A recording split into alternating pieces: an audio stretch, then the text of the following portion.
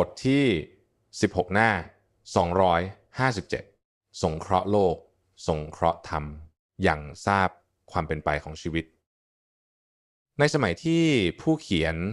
พันธกันกิมทองมีโอกาสรู้จักกับหลวงพ่อสายทองเตชะธัมโมจากการแนะนำของพระอาจารย์คำสิงห์สุนิมโรวัดถ้ำมออำเภอเทพสถิตจังหวัดชัยภูมิถึงความปฏิบัติดีปฏิบัติชอบการบำเพ็ญเพียรอุกฤษของท่านจึงได้หาโอกาสมากราบนมัสการท่านที่วัดป่าห้วยกุงผู้เขียนต้องอาศัยนั่งรถโดยสารมาลงที่อำเภอคอนสารและว่าจ้างรถมอเตอร์ไซค์เข้ามาถึงวัดระยะทางร่วม40กิโลเมตรก่อนหน้านั้นได้รับทราบกิตติศัพท์ของท่านว่าเป็นพระที่ดุเข้มงวดต่อมาได้ทราบในภายหลังถึงเหตุผลที่หลวงพ่อสายทองต้องดุเข้มกับผู้คนทั้งหลายที่เข้ามาเกี่ยวข้องเนื่องเพราะท่านกำลังปฏิบัติเข้มข้นเพียรภาวนาสู้เป็นสู้ตายกับกิเลสให้รู้เช่นเห็นชาติกิเลสน้อยใหญ่ที่ฝังในจิตจึงไม่อยากให้ผู้คนเข้ามารบกวนสร้างความวุ่นวายใดๆในการปฏิบัติภาวนาที่อยู่ในขั้นปราปรจิตกิเลสขั้นละเอียดให้สิ้นซากจากใจมุ่งเพียรเพื่อความบริสุทธิ์ในใจเป็นที่ตั้งคือการปฏิบัติให้ได้ถึงอรหันตผลในชาติปัจจุบันนี้จึงทำให้ผู้เขียนต้องคอยระมัดระวังกายใจเกรงจะถูกตำหนิจากท่านได้เมื่อกราบนมัสการหลวงพ่อสายทองและสนทนากับท่านพอสมควรแล้วค่ำคืนนั้นผู้เขียนจึงขอนอนอาศัยศาลาไม้บริเวณที่ท่านใช้เป็นที่รับแขกญาติโยมด้วยความที่จิตใจจดจ่ออยู่กับกายเกรงกลัวท่านตลอดเวลาครั้นกำลังจะเอนกายหลับกลับได้ยินเสียงดังผุดขึ้นผู้ใดรักษาธรรมย่อมรักษาผู้นั้นแล้วได้มาคิดพิจารณาเหตุครูบาอาจารย์ท่านต้องดุด้วยจนทำให้เราได้ยินเสียงพระธรรมผุดขึ้นมาให้ได้รับทราบสาเหตุจากความกลัวในองค์ท่านจับใจต่อมาจึงได้ทราบสิ่งที่ครูบาอาจารย์มีท่าทางดูนั้นเพราะเป็นพลังธรรมในตัวท่านมิใช่กิเลสของท่านต่อมาผู้เขียนจะตระเวนไปกราบนมัสการครูบาอาจารย์ท่านต่างๆและในคราวนั้นผู้เขียนได้เดินทางไปกราบนมัสการพระอาจารย์บุญเดชยานเตโชวัดถ้ำแสงธรรมอำเภอบึงโขงหลงจังหวัดหนองคายและนอนค้างคืนที่บนเขา1 คืนจากนั้นจึงออกเดินทางโดยนั่งรถโดยสารจากจังหวัดหนองคายมาที่อำเภอคอนสารและเดินทางไปยังวัดป่าห้วยกุ่งเมื่อมีโอกาสพบหน้าหลวงพ่อสายทองเตชะธัมโมประโยคแรกที่ท่านทักเป็นยังไงบ้างโจไปอยู่วัดถ้ำแสงธรรมเจอพระอาจารย์เดชไหมผู้เขียนถึงกับตกตะลึงปนความแปลกใจว่าทำไมหลวงพ่อสายทองจึงรู้ได้ว่าเมื่อคืนที่ผ่านมาเรายังนอนอยู่ที่วัดถ้ำแสงธรรมอยู่เลยด้วยความแปลกใจและงุนงงสักพักจึงกราบเรียนท่านไปตามความจริงที่มีโอกาสได้ไปเยือนวัดถ้ำแสงธรรมาและได้พบพระอาจารย์บุญเดชอย่างทราบวาระจิตในสมัยที่ผู้คนต่างๆยังไม่ได้มาข้องเกี่ยวสัมพันธ์กับท่านหลวงพ่อสายทองมากมายเหมือนในปัจจุบันนั้นจะมีกลุ่มคนต่างๆคณะบุคคลต่างๆเดินทางมากราบนมัสการท่านหลวงพ่อสายทองบางคนพูดคุยกันในเรื่องต่างๆขณะเดินทางจะมาที่วัดครั้นมาถึงวัดป่าห้วยกุ่มพบกับหลวงพ่อสายทองท่านก็จะพูดดักถึงเรื่องที่ญาติโยมคุยกันมาตั้งแต่ออกจากบ้านผู้คนเจอความอัศจรรย์ในจิตเช่นนั้นถึงกับตกตะลึงปนความแปลกใจหลวงพ่อท่านรู้ได้อย่างไรต่างพูดคุยกันเมื่อท่านกล่าวทักบางคนคิดในเรื่องต่างๆนานาอยู่ในใจพอเจอหลวงพ่อสายทองเตชะธัมโมท่านก็จะพูดดักความคิดของคนนั้นออกมาให้ทราบต่อหน้าต่อตาผู้คนมากๆนั้นบางคนคิดไม่ดีอยู่ในใจครั้นพบเจอหลวงพ่อสายทองท่านก็กล่าวทักวาระจิตคนผู้นั้นจนตกตะลึงไปตามๆกันครั้งนั้นมีพระผู้ใหญ่รูปหนึ่งมีความสงสัยในคุณธรรมของหลวงพ่อสายทองจึงได้หาโอกาสเข้ามาที่วัดป่าห้วยกุ่มเพื่อมาเยี่ยมหลวงพ่อสายทองแต่ในใจนั้นยังเต็มไปด้วยวิจิกิจฉาในตัวหลวงพ่อสายทองพระรูปนี้ภูมิจิตมันอยู่ไหนจิตกระทบเข้ามาในจิตหลวงพ่อสายทองรับรู้ในความคิดของพระผู้ใหญ่รูปนี้แต่ก็หาได้กล่าวตอบอะไรใดๆให้ทราบนิ่งทำเป็นไม่รับรู้ความคิดผู้อื่นจึงได้สนทนาไปในเรื่องอื่นเมื่อถึงเวลาฉันน้ำปานะได้ร่วมวงฉันจนเรียบร้อยเวลาพอสมควรพระเถระผู้ใหญ่จึงขอตัวเพื่อจะเดินทางกลับอาวาสของท่าน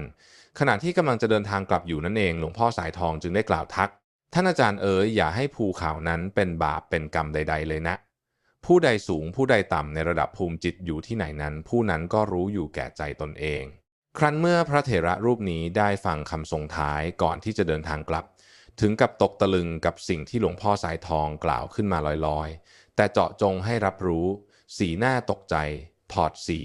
สลด ในสิ่งที่ถูกทักขึ้นมาเช่นนี้ท่านสายทองรู้ได้อย่างไรว่าเราคิดอะไรอยู่เพื่อไม่ให้โอกาสในการแนะนำอบรมธรรมหลุดไปเหมือนนักมวยที่รู้ว่าคู่ชกเพลี้ยงพล้ำเสียหลักจึงรีบประเคนหมัดเท้าเข่าศอกตะลุมบอลเพื่อหวังน็อกให้เร็วที่สุดหลวงพ่อสายทองจึงได้กล่าวแสดงธรรมอันเป็นประโยชน์ให้พระผู้ใหญ่ท่านรับทราบตลอดต้นจนสุดสายทางจนพอสมควรพระผู้ใหญ่ถึงกับตกใจหน้าซีดลงหนักเข้าไปจนแทบลืมหายใจหัวใจแทบหยุดลงชั่วขณะแปลกใจที่มีผู้ที่อย่างรู้ในความคิดของตนได้แต่ยังแสดงการยอมรับในข้ออัดที่เป็นประโยชน์ที่แสดงออกมาจากวาจาของหลวงพ่อสายทองโดยดีไม่โต้ตอบยังคงฟังนิ่งเหมือนถูกมนต์สะกดไม่ไหวติงงอเมื่อสมควรแล้วหลวงพ่อสายทองจึงขอขมาที่ได้อบรมสอนสั่งพระเถระรูปนั้นท่านพระเถระรูปนั้นจึงได้ขอตัวเดินทางกลับวัดคนแล้วคนเล่าคณะแล้วคณะเล่าที่ถูกหลวงพ่อสายทองกล่าวทักวารจิตขณะที่คิดเรื่องราวต่างๆอยู่ในใจหลวงพ่อสายทองท่านก็สามารถยังรู้วารจิตได้ตรงและพูดออกมาต่อหน้าคนเยอะๆจนเรื่องราวเช่นนี้ดังกระชอนไปทั่วสารทิศว่าหลวงพ่อสายทองเป็นพระศักดิสิทธิ์พระขลังสามารถล่วงรู้เหตุการณ์ต่างๆทั้งอดีตอนาคตของผู้คนได้อย่างน่าอัศจรรย์คนแล้วคนเล่าที่เล่าขานถึงพลังจิตทิพย์ของหลวงพ่อสายทองจนเรื่องราวเหล่านี้ดังไปถึงหลวงปู่ทวินสุจินโนหลวงปู่ทวิน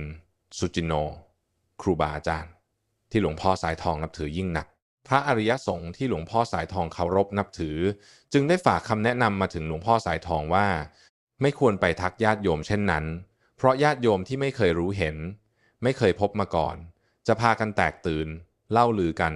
และจะพากันแห่มาวัดเพื่อให้ทักวาระจิตจนทำให้เวลาในการบำเพ็ญสมณธรรมไม่เป็นส่วนตัวเนื่องเพราะญาติโยมจะพากันมารบกวนเวลาของสงฆ์จนไม่มีเวลาพักผ่อนได้นับตั้งแต่นั้นหลวงพ่อสายทองหากไม่จำเป็นจริงๆหรือมีเหตุการณ์ต้องแสดงธรรมบางประการให้ญาติโยมทราบท่านก็จะไม่พูดดักวาระจิตของผู้คนอีกเลยท่านพยายามระมัดระวังเก็บตัวเป็นพระธรรมดารูปหนึ่งแต่จิตใจภายในนั้นกลับไม่ธรรมดามุ่งเน้นปฏิบัติตนรักษาจิตตนให้อยู่ในวิหารธรรมไม่ส่งเสริมสิ่งยั่วยุสิ่งต่างๆนานาที่จะให้เกิดขึ้นในวัดประพฤติปฏิบัติรักษาใจตนเป็นแบบอย่างแก่สามณะพระรุ่นลูกรุ่นหลานได้ถือเป็นแบบอย่างถึงแม้ปัจจุบันเทคโนโลยีจะก้าวหน้าไปมากไฟฟ้าจะเข้าถึงวัดท่านหลวงพ่อสายทองก็อนุญาตให้มีไฟฟ้าใช้เพียงศาลาปฏิบัติธรรมและศาลาโรงครัวเท่านั้น